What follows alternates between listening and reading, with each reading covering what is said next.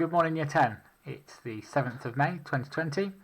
We're on probability lesson 3 today. Again, usual system applies. Watch the video, download the worksheet, complete the worksheet, mark your answers, mark it as complete on Google Classroom and leave me a comment with your score.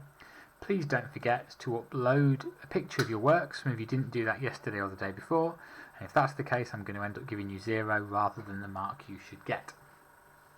We're going to move it on a little bit today, and we're going to look at a new rule to do with probability, and that's that if the probability an event doesn't happen is 1 minus the probability that the event does happen. I'm going to do you a couple of examples, really straightforward, but it's just getting you used to the fact that all probabilities add up to 1. So we're going to pretend there's a bag with two different sets of counters in. We're going to have the probability of red is 0.7, and we want to work out the probability of not red. Well, if I know the probability of red is 0.7, I can use the formula here. I can do 1 take away 0.7, so my probability of not red adds up to 0.3.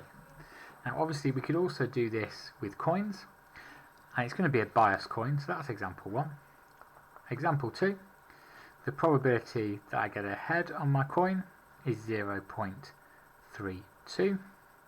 So what's the probability I get tails? Well, the probability I get tails is the same as getting the probability of not heads, because those two things are mutually exclusive, can't happen at the same time. Okay, so I can look at the probability of tails is 1 minus the probability of heads, which is 1 minus 0.32, which gives me 0.68. So I'm just using that rule, that 1 minus, to work through. Now we need to extend that a little bit further. And so the second bit on the sheet today is about something called mutually exhaustive events. Now mutually exhaustive events means it covers all possibilities. Okay, so it covers all possibilities.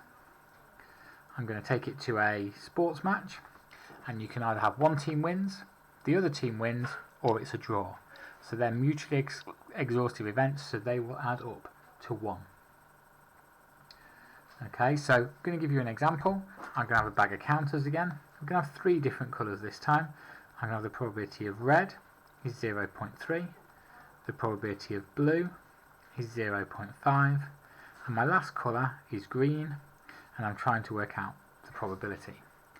Now because they always add up to 1, I can do 1 minus my 0.3 from red, take away my 0.5 from blue, which means my probability of green is 0.2. And because it's exhaustive, it covers all possibilities, and we can use that to work out that probability of green. So probability always adds up to 1. If you've just got 2 events, the probability the event doesn't happen is 1 minus the probability of the event. If you've got more than one event, if they're mutually exhaustive, then they always add up to 1, so you can do 1 take away all of the other probabilities. Remember to do the work, send me a picture of you working out, post your score and mark as done.